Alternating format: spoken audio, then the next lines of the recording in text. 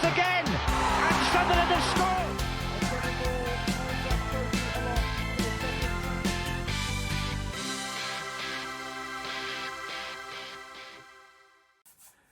Hello, well, we've done it. We've beat Derby. It's finished. Derby 0, Sunderland 1. No, not 2, like you think it should have been. It's Derby 0, Sunderland 1. Massive 3 points. Now, we know Sunderland never ever do things easy, and to be honest, that was a hard watch tonight. You know, it was a nervy, really nervy game. And we were hanging on at the end against 10 men, and it's not what you want to see, but we've probably seen one of the worst refereeing decisions ever. I'll just kind of get my head around it, but I'll touch on that later on in the video. But we made one change tonight. Eliza Mayenda came in for Patty Roberts, and we started off with Patterson in goal.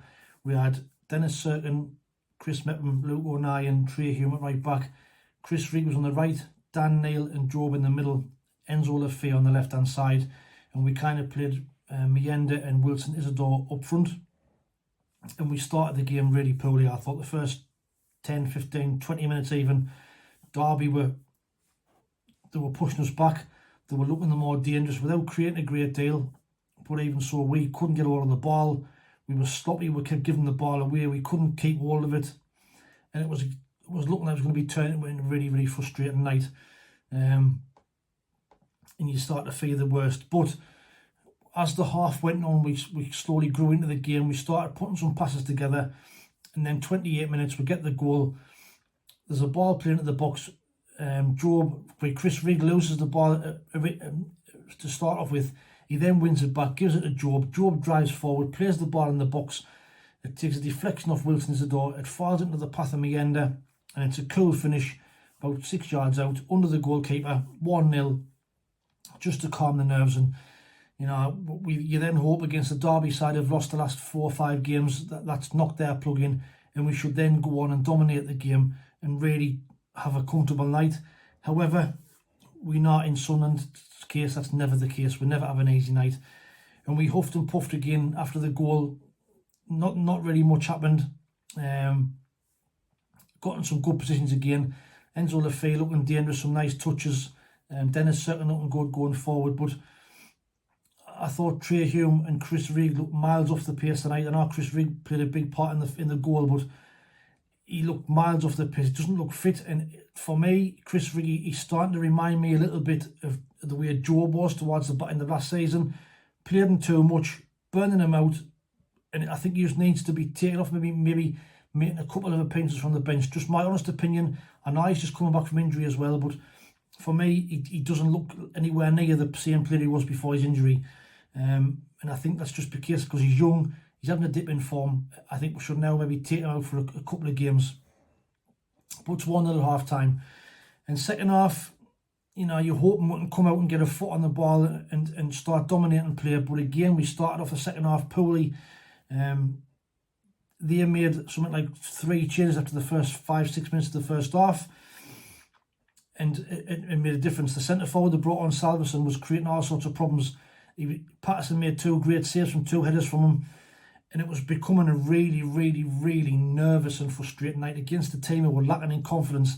And the second half, we seemed to sit back even further. We dropped 5 yards deeper, and we should have been pushing them up and pressing. When we started pressing them high in the first half, we were making them panic. They were starting to play long balls. We were winning the ball back, but we didn't. And then you're hoping that, you know, for me, Trey Hume or Reid could have come off, you know, at any time. Roberts came on in the 74th minute for Eliza Mayenda. Dan Ballard came on at the same time for Dennis Serkin, which meant Luke O'Neill go to left back and Ballard went in the middle. And then in 77 minutes, I've never seen anything like it. There's a long ball played forward, nobody's offside. It falls to Lefebvre. Then it comes to Isodor. It bounces back. Isodor rattles it, bounces it, hits the crossbar, hands in. Everybody's celebrating. Linesman, no flag, still down by his side. Referee's walking back towards the halfway line. The camera cuts to Wilson celebrating with everybody because, you know, after what happened to him on Friday night, he's out of the moon. The camera then goes back and shows Wilson look as though he's kind of pissed off a little bit. and then it goes back on the pitch and we see Derby attacking. We then found out that the goal's been disallowed. Now, why this goal's been disallowed, if anybody was at Derby, please let me know, because what the fuck, that's probably these referees in this country now, the stand refereeing is absolutely fucking shocking. Sam Allison, absolutely terrible. Linesman, terrible. Nothing was given until about at least a minute after all the celebrations had been done. Then suddenly changed his mind. So he gives a goal and then changes his mind. And then when you see at the end of the game, Wilson's talking to him and it looks like he says offside, which makes it even more frustrating because he was nowhere near offside and the linesman's right in line with it. So annoying. And if that could have easily cost us 2 points tonight, could have easily cost us 2 points, because we were hanging on at the end. Derby were forcing us back, and I really thought it was going to be another one of them games where we conceded a late goal and, you know, we've fucked it up again. But thankfully we hung on and we win the game 1-0. Now, like I say, it doesn't matter how you win at this stage of the season, as long as you win.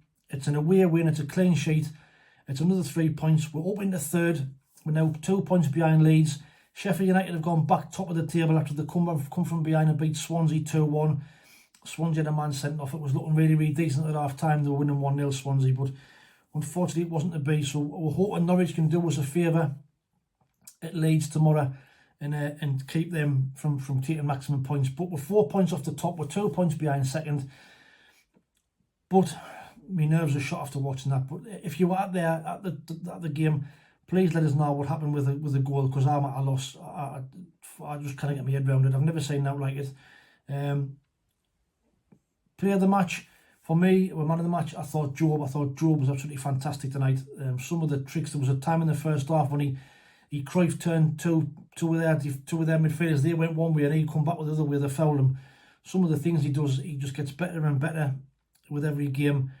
Fantastic. So Jobe was my man of the match alongside Dan Neil. I thought Dan Neil played very well tonight. And obviously you've got to give a shout to the back four, but I thought Trey Hume was miles off at the night, mind, at the right back. I thought he was really poor. He kept giving the ball away, he kept missing his tackles, he kept getting missing out of position.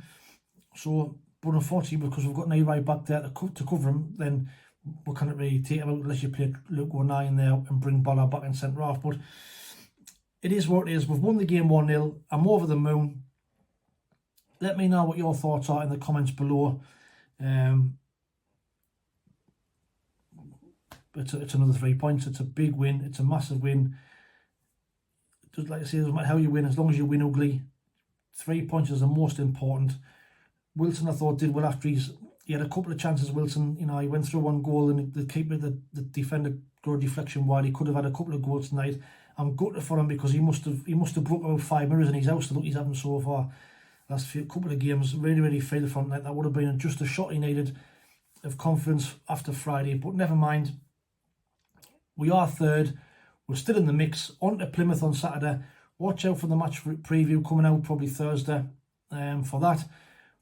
But in the meantime, let me know who your man of the match was. What's your thoughts on the game? Thanks for watching. Take it easy. Stay safe. And we'll speak soon. However, lads.